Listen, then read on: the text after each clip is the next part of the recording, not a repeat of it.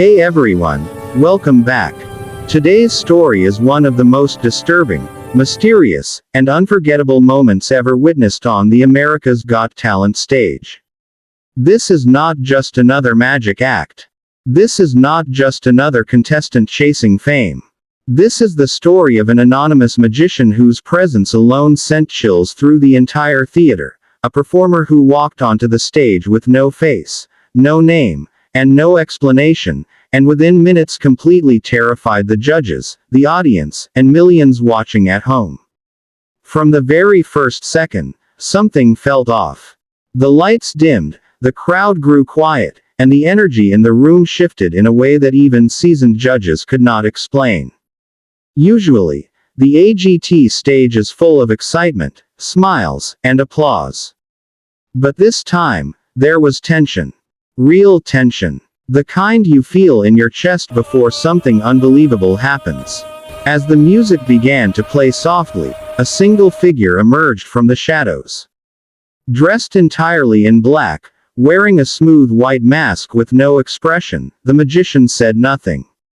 No introduction. No greeting. Just silence. That silence alone was enough to make people uneasy.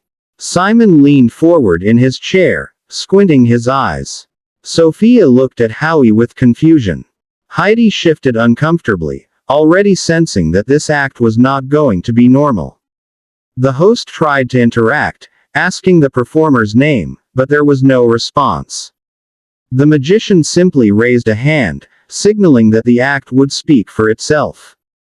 The audience laughed nervously, unsure whether this was part of the performance or something genuinely strange. But within seconds, that nervous laughter faded.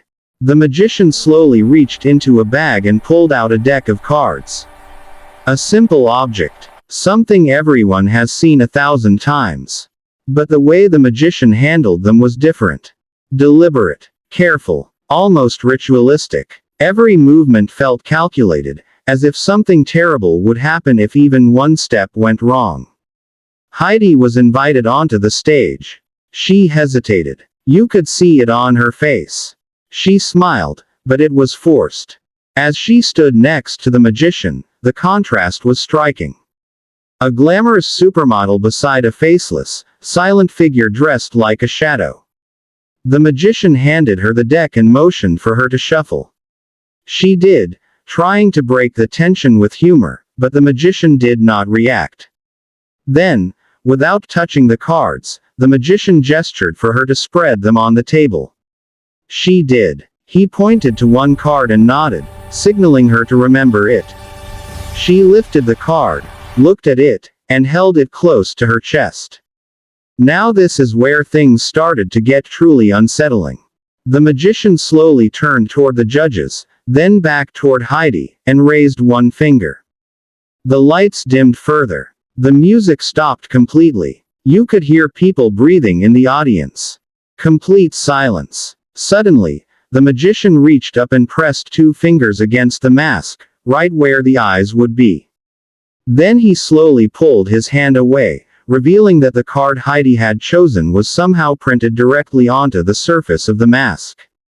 The audience exploded in screams.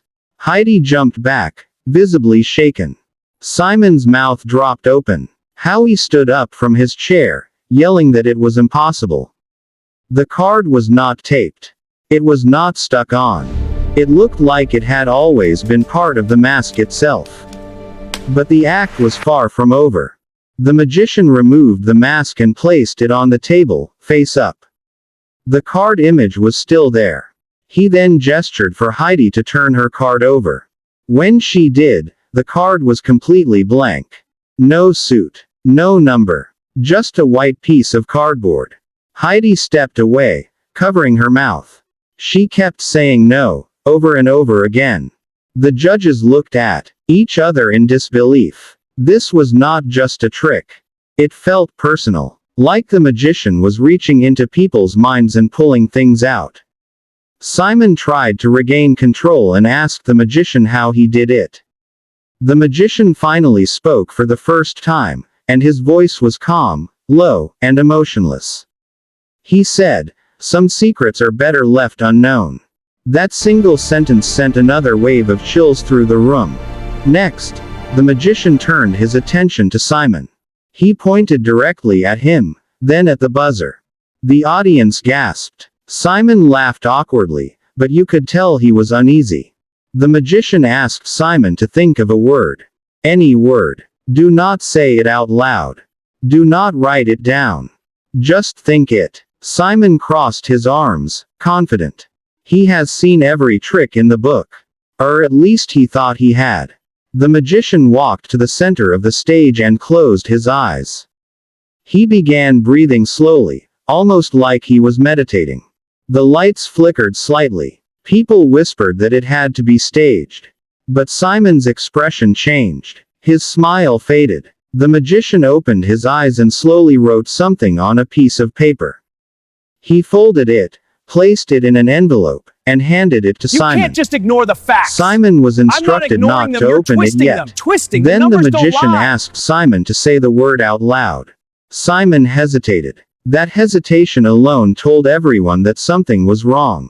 Simon finally spoke the word. And the moment he did, the entire room erupted. Because before Simon even opened the envelope, the magician whispered the word under his breath, perfectly in sync with Simon's voice. Simon froze. He opened the envelope with shaking hands. Inside was the same word, written in bold letters. Simon leaned back in his chair, completely stunned. He kept repeating, "I don't understand this. I don't understand this at all." Howie looked genuinely disturbed. He said this was not fun magic. This was scary magic. The kind that makes you question reality. And then the magician did something that pushed the act from unbelievable to downright terrifying. You know nothing. He turned to the audience and asked everyone to stand up. Thousands of people stood, confused but obedient. The magician asked them to think of someone they loved. Someone important. Someone they trusted. Then he asked them to sit down if that person's name started with a specific letter. Hundreds of people sat down. Then another letter. More people sat. Again and again, narrowing it down until only one person in the entire theater remained standing. The magician pointed at that person and spoke their loved one's full name out loud. The person collapsed into their seat, crying. The judges were no longer smiling. This was no longer entertainment. This felt invasive, powerful, almost dangerous. Simon finally stopped the act and asked a question no one expected.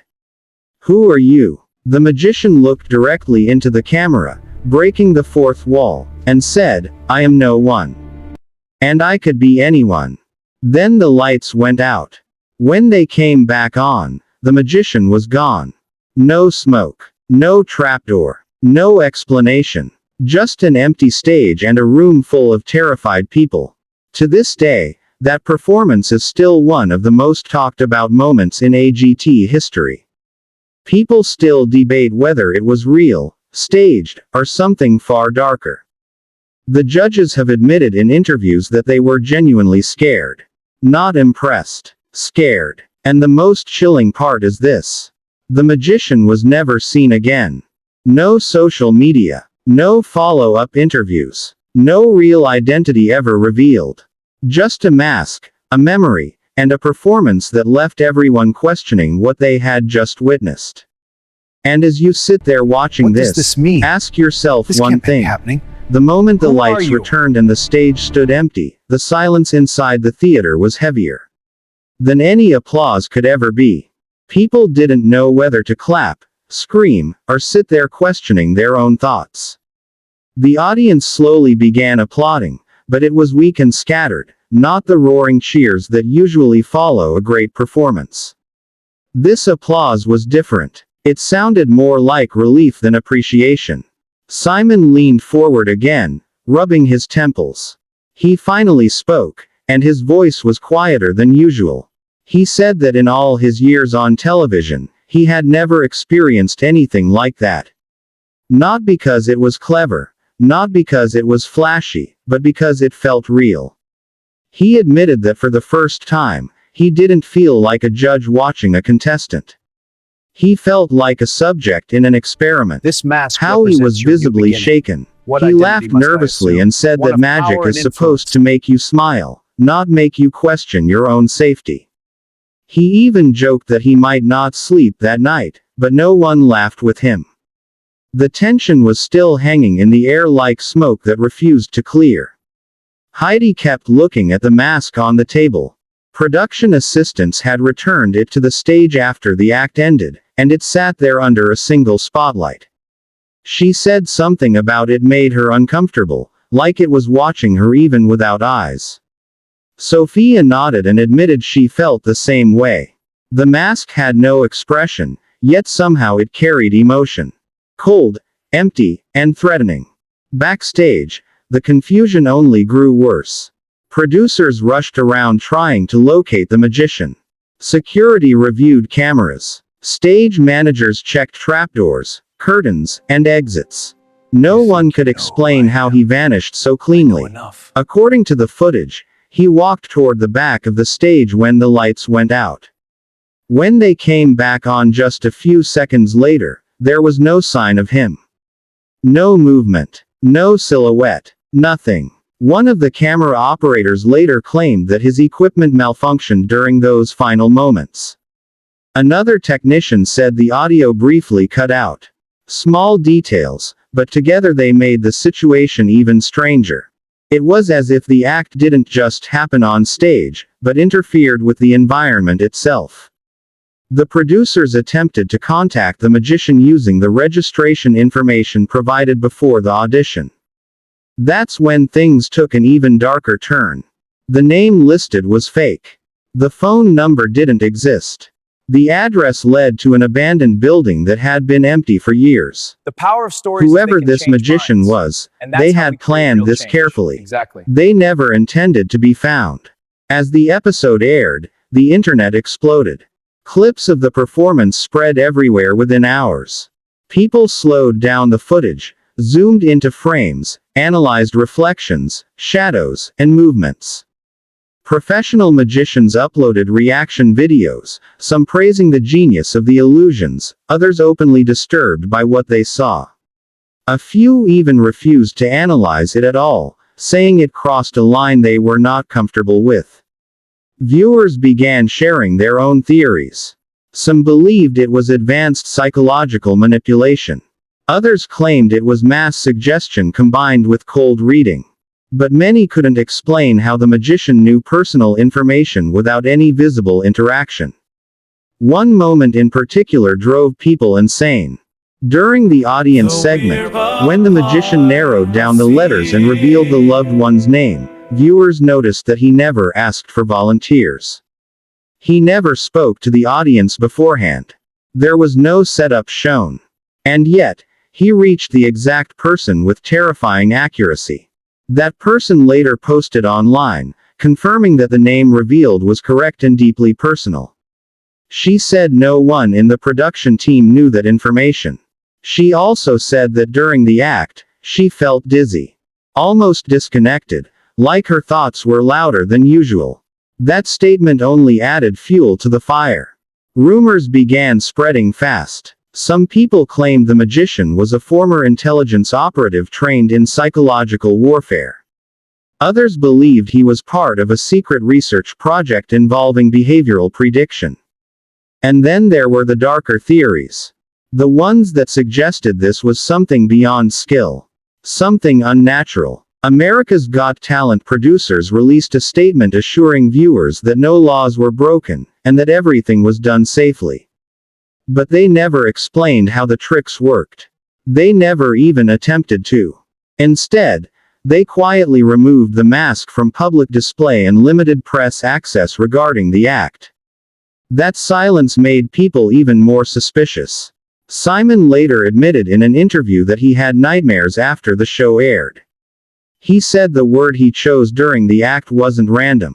It was connected to a personal memory he had never shared publicly. He refused to explain further. When pressed, he changed the subject. Howie, on the other hand, joked about it on other shows, but you could tell the fear was still there behind the humor.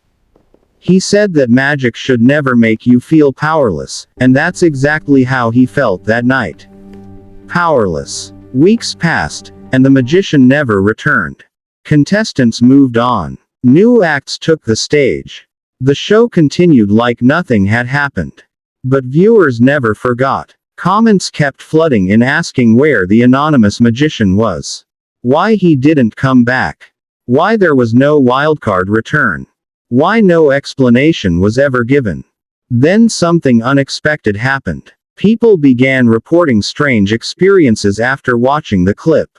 Some claimed that while rewatching the performance late at night, their screens glitched at the exact moment the magician looked into the camera. Others said they dreamed about the mask. A few even claimed they heard the whispered sentence, "Some secrets are better left unknown," when no audio was playing. Most dismissed these stories as imagination. But the sheer number of similar reports made it unsettling. One viral post came from a viewer who paused the video at the final moment before the lights went out. In that single frame, the magician's mask appeared closer to the camera than it should have been. As if he had stepped forward instead of back. The image was blurry, but enough to make people uncomfortable. Was it a glitch? Or was it intentional? The idea that the magician might still be watching, still manipulating perception even after leaving the stage, became a popular theme in online discussions. Some joked about it. Others genuinely felt uneasy. And then, just as the hype began to fade, one final detail surfaced. A former production assistant anonymously claimed that before the act, the magician requested one specific thing. No mirrors in the dressing room. No reflective surfaces anywhere near him. The request was unusual, but it was granted. Why would a magician fear reflections?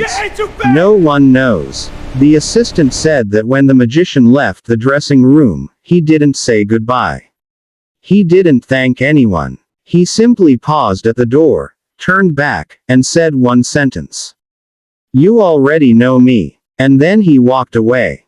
That sentence alone has haunted people ever since. Because maybe the reason the magician never revealed his identity isn't because he was hiding who he was. Maybe it's because he believed we already knew. And maybe that's what makes this story so terrifying. If someone can read your mind on a stage in front of millions, what else could they do when no one is watching?